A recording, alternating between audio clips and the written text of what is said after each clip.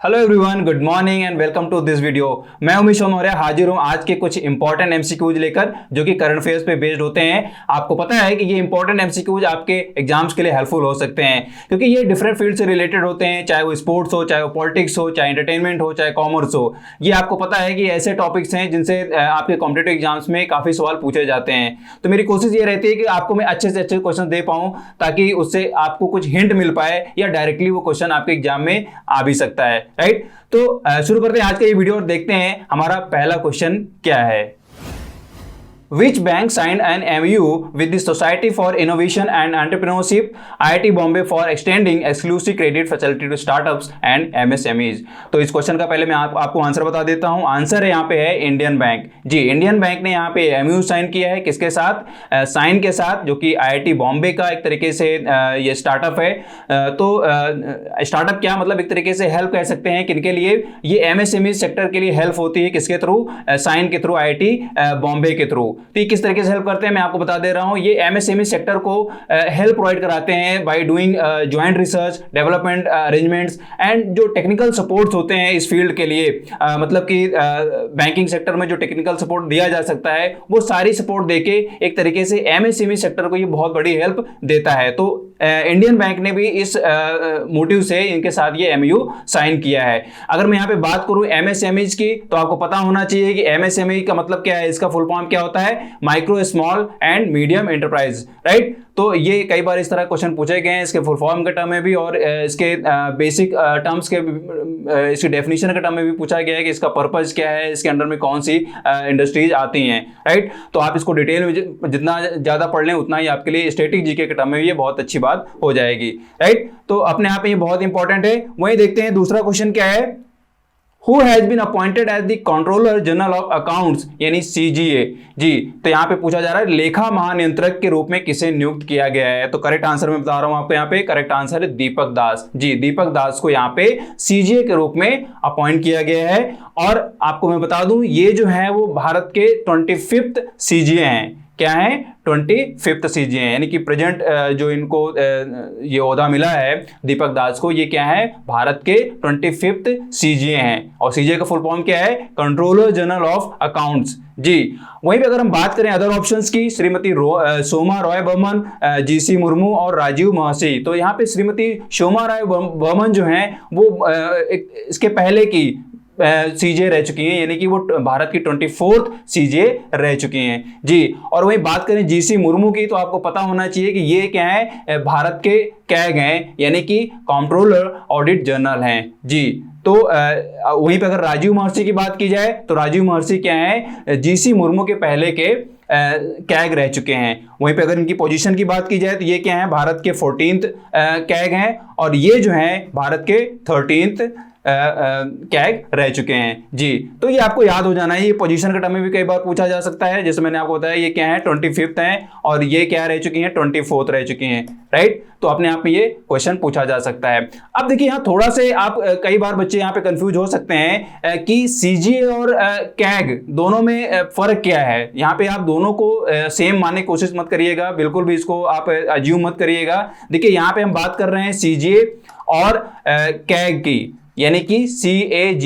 तो दोनों में डिफरेंस है। मैंने आपको जैसे बताया यहाँ पे CGA, तो CGA का मतलब सिर्फ यहाँ पे ये है कि कंट्रोलर जनरल ऑफ अकाउंट्स, और इसका जो काम होता है, इनका जो फंक्शन होता है, basically he maintains accounts of the central government. और उनकी जो मिनिस्ट्रीज हैं, मिनिस्ट्रीज मतलब कि जितने भी उनके अंदर सेंट्रल गवर्नमेंट की मिनिस्ट्रीज हैं, उनके अकाउंट्स को एक तरीके से ये मेंटेन करते हैं, या जितने भी खर्चे वहाँ पे हैं उन खर्चों को एक तरीके से कंट्रोल करता है। राइट, यूं कह लें कि सेंट्रल गवर्नमेंट और उनकी मिनिस्ट्रीज को ये इंटरनल ऑडिट करता है। कौन? CGA। जी, और वही बात की जाए कैग की, तो कैग का मतलब है कंट्रोलर एंड ऑडिटर जनरल। जी, ये फुल फॉर्म के टर्म में भी कई बार पूछा गया है, आप इसको याद कर लें। अगर डिफरेंस के तौर में इसको देखें तो कैग का काम क्या होता है? ये सेंट्रल गवर्नमेंट और स्टेट गवर्नमेंट दोनों की जो ऑफिसेज हैं उनके अकाउंट्स को एक तरीके से ऑडिट करता है। राइट, ये एक कॉन्स्टिट्यूशनल अथॉरिटी है। देखिए यहाँ फर्क सबसे बड़ा यही है कि कैग जो है वो क्या है, कॉन्स्टिट्यूशनल अथॉरिटी है, और सीजीए जो है वो कॉन्स्टिट्यूशनल अथॉरिटी नहीं है, वो सिर्फ क्या है, फाइनेंस मिनिस्ट्री के अंडर में काम करती है, राइट। उसके अंडर में, उसके तहत ये काम करती है सीजीए, और कैग जो है वो कॉन्स्टिट्यूशनल अथॉरिटी है। और इसकी जो ऑडिट होती है कैग की, वो पार्लियामेंट में पेश की जाती है। आपको याद होगा 2G स्पेक्ट्रम, कोल घोटाले, ये सब क्या है, ये कैग के थ्रू ही इनका एक तरीके से खुलासा हुआ था, राइट। तो सीजीए की जो ऑडिट होती है, इसको हम स्टैट्यूटरी ऑडिट भी बोलते हैं। ये भी एक टर्म दिया जाता है जो कई बार एग्जाम में पूछा गया है, ये भी आपको याद होना चाहिए। तो आई होप आपको क्लियर हो गया होगा यहाँ पे सीजीए और कैग का मतलब, यहाँ पे डिफरेंस क्या है, राइट। तो सीजीए क्या है, बेसिकली सेंट्रल गवर्नमेंट और उनकी मिनिस्ट्रीज के अकाउंट्स को इंटरनल ऑडिट करता है, और कैग जो है वो सेंट्रल गवर्नमेंट और स्टेट गवर्नमेंट दोनों की ऑफिसर्स के खर्चों के एक तरीके से देखता है, मेंटेन करता है, राइट।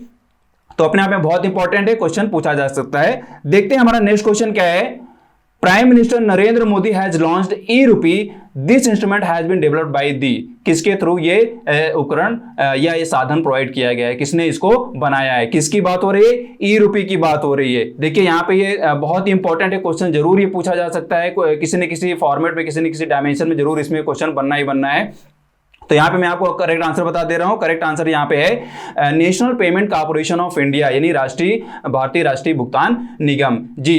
तो इसका मैं आपको यहाँ पे बता रहा हूँ, आपने कई बार इसको लोगो के फॉर्म में भी देखा होगा। ये क्या है, एनपीसीआई जी, ये है इसका एब्रिविएशन फॉर्म, राइट। ये एग्जाम में ऐसे डायरेक्टली पूछा जा सकता है, इसका फुल फॉर्म क्या है, या इसको मतलब रिवर्स करके भी पूछा जा सकता है। तो देखिए यहाँ पे national payment corporation of India क्या है, वो एक तरीके से रिजर्व बैंक के ज्वाइंट में काम करती है। यूं कह ले कि रिजर्व बैंक की एक तरीके से ये संस्था है जो बहुत सारे मनी ट्रांसफर के टर्म में साधन प्रोवाइड कराती है। जैसे अगर हम यूपीआई की बात करें, रुपए की बात करें, या आधार से रिलेटेड जितने भी ट्रांजेक्शंस हैं, वो सब के सब क्या करता है, national payment corporation of India ने बनाया हुआ है, और उसको एक तरीके से ये मॉनिटर करता है। तो इसी के तहत इन्होंने एक नया यहाँ पे शुरू किया है ई-रूपी।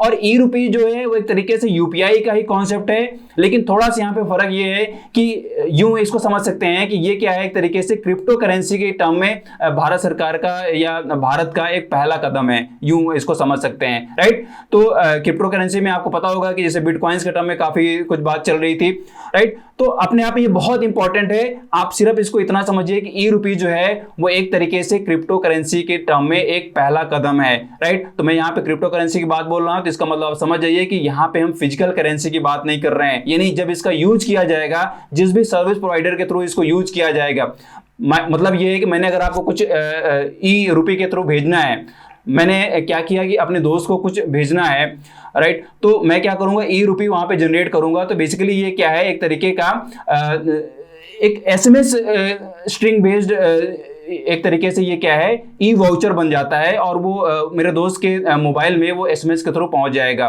मतलब ये है कि मैंने उसको कोई एक क्रेडिट दी और मैं बोल रहा हूँ भैया जाके तुम इस होटल में खाना खा लेना, मेरे तरफ से ये ई वाउचर क्रिएट किया जा रहा है। तो मैं जिस होटल के लिए वो ई वाउचर क्रिएट करूंगा, तो मेरा दोस्त केवल उसी होटल में वो खाना खा पाएगा, राइट। थोड़ा सा यहाँ पे ये कंस्ट्रेंट ये रहेगा। लेकिन ई वाउचर को आप क्या कर सकते हैं, कैश भी करा सकते हैं, लेकिन आप सारे बैंक्स में इसको कैश नहीं करा सकते हैं।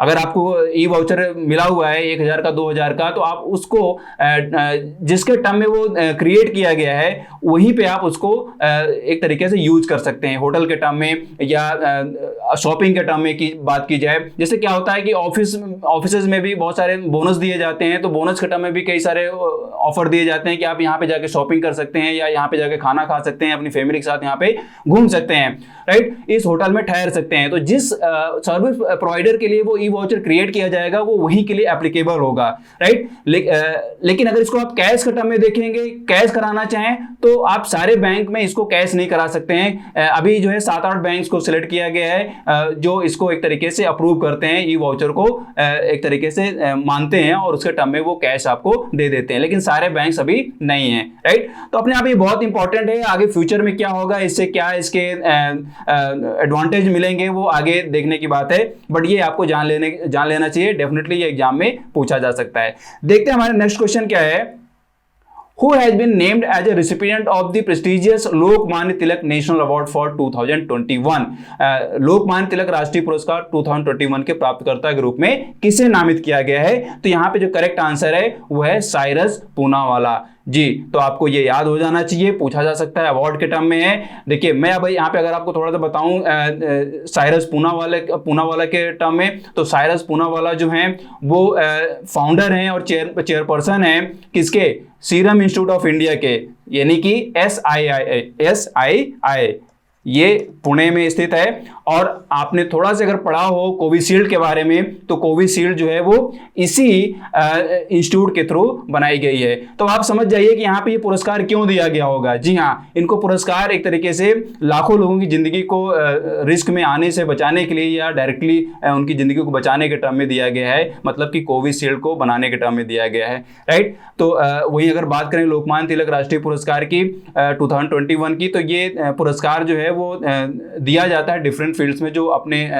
मतलब एक तरीके से जो आइकॉनिक पर्सनालिटी होती है अपनी फील्ड में, उसको इसके लिए सिलेक्ट किया जाता है। तो इस बार कौन सिलेक्ट किए गए हैं? साइरस पूनावाला। इसको और जितने ढंग से आप पढ़ पाएं उतना ही अच्छा है, क्योंकि इसके टर्म में इसके पहले भी बहुत सारे लोगों को ये अवार्ड मिल चुका है। अगर मैं इसमें बात करूं पॉलिटिशियंस की, तो जैसे अटल बिहारी वाजपेयी है, प्रणब मुखर्जी हैं, इन सारे पॉलिटिशियंस को ये पुरस्कार मिल चुका है, राइट। देखते हैं हमारा नेक्स्ट क्वेश्चन क्या है।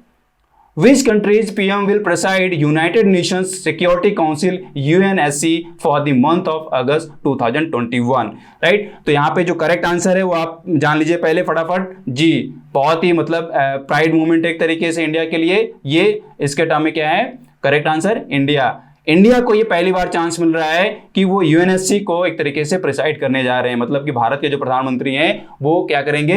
उसको प्रिसाइड करेंगे। इस जो सेशन होगा यहाँ पे अगस्त 2021 में यूएनएससी का, उसको प्रिसाइड करेंगे। तो प्रिसाइड का मतलब इस तरह ये समझ लीजिए कि जो भी मेंबर्स होते हैं उनके कुछ अपने पॉइंट्स होते हैं, पॉइंट्स ऑफ डिस्कशन होते हैं, और खुद जो प्रिसाइड करता है यानी कि जो प्रेसिडेंसी करने वाला होता है उसके भी अपने कुछ पॉइंट्स होते हैं, अपनी कुछ प्रायोरिटीज होती हैं। उन सारे पॉइंट्स पे या किन सारे पॉइंट्स पर डिस्कशन होना है वो एक तरीके से प्रेसिडेंट उसको डिसाइड करता है।